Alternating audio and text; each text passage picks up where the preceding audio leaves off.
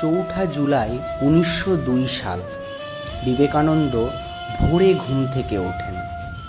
বেলুড় মঠের চ্যাপেলে 3 ঘন্টা ধরে ধ্যান করেন। এরপর তিনি ছাত্রদের শুক্লা যজুর্বেদ শেখান, যা একটি সংস্কৃত ব্যাকরণ এবং দর্শন। পরে সহকর্মীদের সঙ্গে রামকৃষ্ণ মঠের বৈদিক কলেজের একটি পরিকল্পনায় আলোচনায় অংশ নেন।